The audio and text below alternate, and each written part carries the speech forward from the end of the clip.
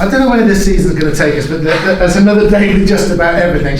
Yeah. We talk about, well, what do you talk about? We talk about character. Your side had to prepare 24 hours later, everything. Yeah, the build up to it probably led to the poor performance in the first half. The pitch, Chris, the ground staff are outstanding. They can't do nothing about it being completely dry, completely uneven, and it's slow. And the ball was bouncing so high. The wind we were kicking into the wind first half.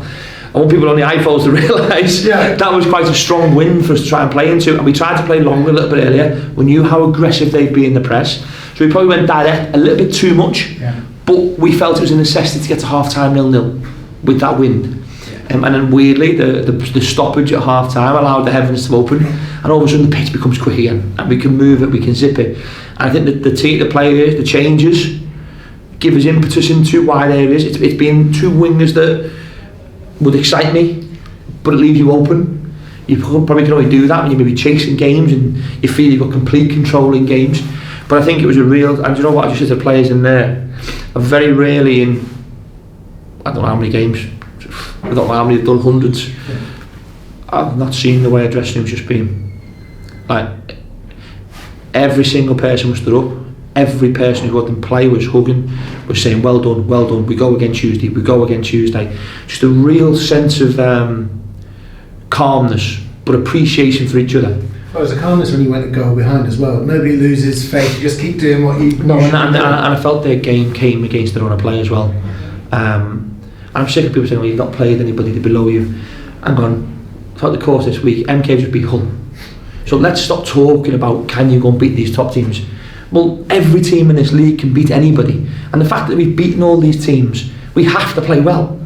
As an unfair criticism sometimes this team gets, and yeah, we might lose to Ipswich, we might lose to Sunderland, but out the course of gaining now, I think 31 points to give you 74 points, which has always been historically enough, you can afford, there's 7 games in there that you can actually not win. It's about winning the ones that you should win. And that's where our mentality's been. If we win on Tuesday, you're at Wembley. And like I said, right now we're at 1 point from 6th. With the game in hand. Okay, Accrington win, they go into that top 6 and we drop down a place.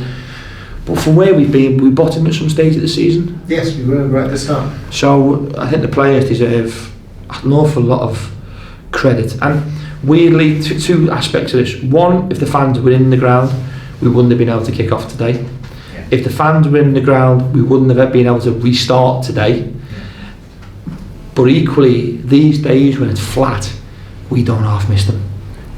And it's like it's really difficult to try and we have the fake crowd noise on, but we can never ever get back to that. It's funny because I've been speaking to the shareholders this morning. I said, listen, it's moved back an hour, it's almost like midnight, 1 o'clock in the morning.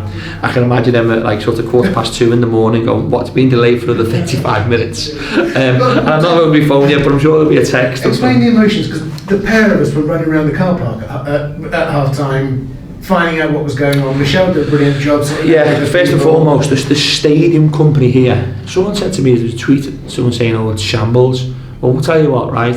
What this football club's to get this game on, what Wigan Athletic have done to want to play this. I mean, you're outside sphere. I've never spoke to 5 minute half time of a game before, and I looked at you and you just looked at me and say.